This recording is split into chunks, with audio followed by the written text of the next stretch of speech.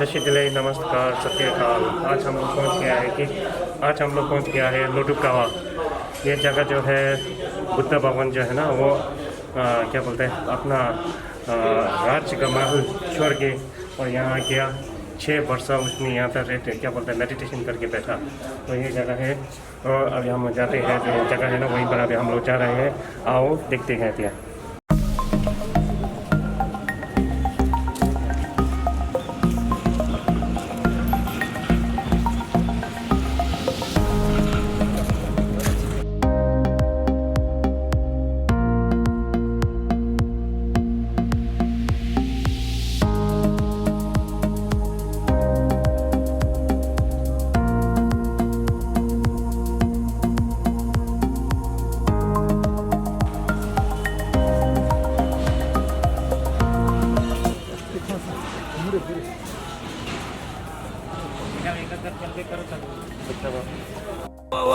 चल चल चल चल चल चल चल चल पूरी ताकत 17 आदमी के ताकत आना ही ना कितना हो भाई बाबू। चल पूरी ताकत में लाओ बुलाओ पूरी ताकत।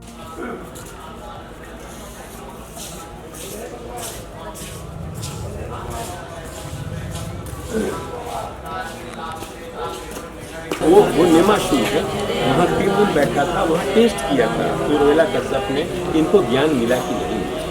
उस गड्ढे में बिठाता है कि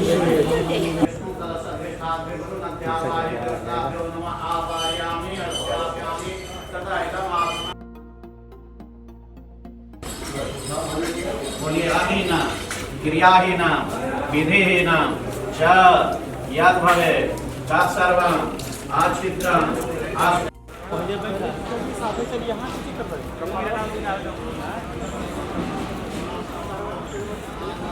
आपने जो ये प्रतिज्ञा कर रखी है कि मैं कुछ खाऊंगा पीऊंगा नहीं और हमें ज्ञान मिल जाएगा, ये असंभव, ये नहीं हो सकता है।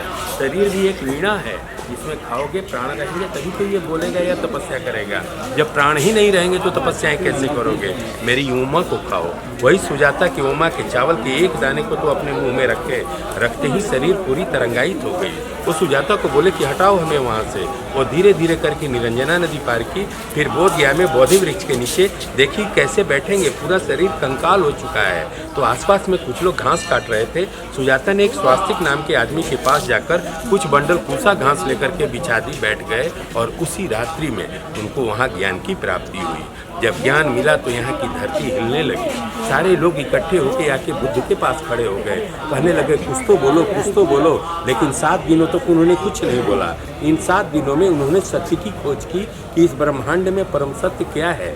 दूसरे सप्ताह में जब मेन गेट के दाहिने साइड में ऊपर में एक बड़ा मंदिर है जिसको अनिमेष लोचन कहते हैं, वहाँ से खड़े होकर उस बोधि वृक्ष को 7 दिनों तक बिना पलक गिराए देखते ही रह गए कि इसमें क्या शक्ति थी कि हमें ज्ञान की प्राप्ति करा दी। तीसरे सप्ताह में चलते हुए तपस्या कर रहे थे। जैसे ही ये पैर आगे बढ़ाते थे यहाँ कमल की फूल की आकृति आ जाती थी और वो जैसे ही वो तालाब के किनारे गए तो प्रकृति ने भी आंधी पानी तूफान खड़ा कर दिया कि आदमी तपस्या से हट जाए। लेकिन तब तक नागों का राजा मोचलिंद आके उनको इस तरह से छाया कर दिया, बचा लिया।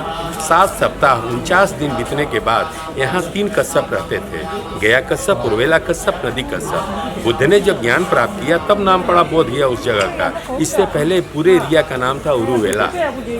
तो उरुवेला कश्यप यहाँ रहता था। वो बोला कि हम लोग इतने दिनों से पूजा करते हैं, तपस्या करते हैं, यहाँ कोई चमत्कार नहीं होता। इनको लोटुकावा से बोध दिया जाने के बाद कैसे ज्ञान मिल गया, हम इसकी परीक्षा लेंगे, टेस्ट करेंगे। भगवान को बुलाते हैं, वहाँ ऊपर में एक गड्ढा है, उस गड्ढे को दिखाते हैं, बैठिए आपकी भोजन की व्यवस्था करता हूँ। वो जैसे ही जाकर बैठे उसके पास एक सांप था, वो सांप लाके छोड़ दिया। अगर इन्होंने ज्ञान की प्राप्ति की है तो बैठे रहेंगे, नहीं तो सांप को देखते ही डर से भाग जाएंगे। जैसे ही सांप आता है बुद्ध के सामने, उनके मुंह पर फुफकारने लगा। बुद्ध तो ज्ञान प्राप्त कर चुके थे, उन्होंने भी उसको उसी तरह से किया। फिर सांप गड्ढे में चारों तरफ से घूम करके उनके भिक्षा पात्र में आके इस तरह से बैठ गया। तब लोगों ने देखा कि सही में इन्होंने ज्ञान की प्राप्ति कर ली है। भगवान को बाहर लाया, सभी क्षमा मांगे, गलती हो गई, सभी शिष्य बने। बाल और अपने कपड़े को निकालकर इस नदी में फेंक दिए। नदी के पानी के साथ जब कपड़ा बह के गया तो इसका एक भाई गया कश्यप देखा, ये कपड़े मेरे भाई के हैं, लगता है कोई मार करके कपड़े को पानी में फेंक दिया हो। ओ गया से 500 शिष्यों के साथ यहाँ आता है तो देखता है ये तो पहले से बुद्ध के शिष्य बन गए। वो भी लोग आए, बुद्ध के शिष्य बने और सभी लोग एक साथ यहाँ से राजगिरी होते हुए सारनाथ वाराणसी गए जहाँ 5 भिक्षुओं को ज्ञान प्राप्ति का पहला उपदेश दिए। तब सूचना चली गई कपिलवस्तु में कि सिद्धार्थ आए हुए हैं सारनाथ। बेटा को तो इतना बड़ा छोड़ के आए थे, राहुल बड़ा हो चुका था। तो बोला कि मैं जाऊंगा अपने पिता से मिलने। राहुल आए सारनाथ के पास, बोले कि चलो माँ ने बुलाया है।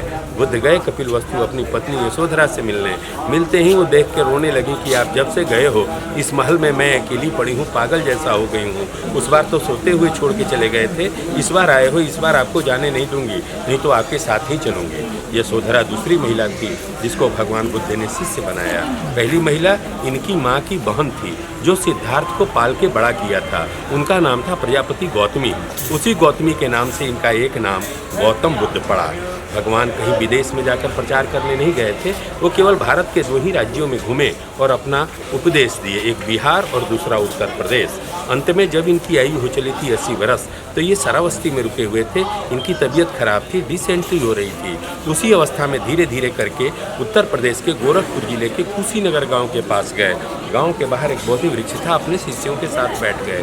तब तक एक आदमी निकल के आता है, चंदू कहता है, बुद्ध सुबह में आप मेरे यहाँ भोजन करने आना। बोले कि ठीक है, मैं तुम्हारे यहाँ आऊँगा। ये सुबह सुबह गए भोजन करने, उसी का खाना लेकर खा गए।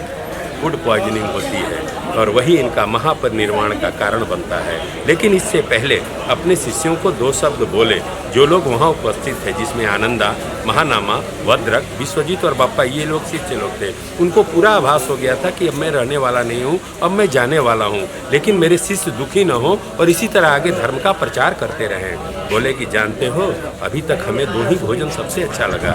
मैं तो राजा घर का रहने वाला था, मेरे यहाँ अच्छे अच्छे भोजन थे, स्वादिष्ट भोजन थे, लेकिन अभी तक 2 भोजन सबसे अच्छा लगा। पहला सुजाता का उमा जो हमें गया में ज्ञान प्राप्त करा दिया, और दूसरा इस आदमी का भोजन जो अब हमें लगता है कि महापरिनिर्वाण करा देगा।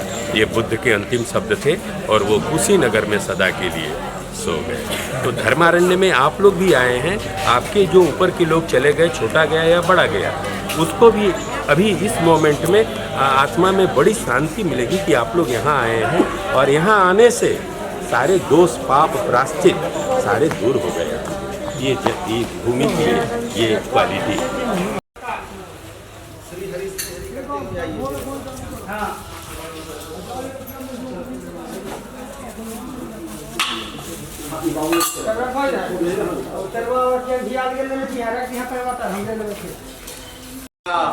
कालंजरे गिरव चक्रवाका शरदे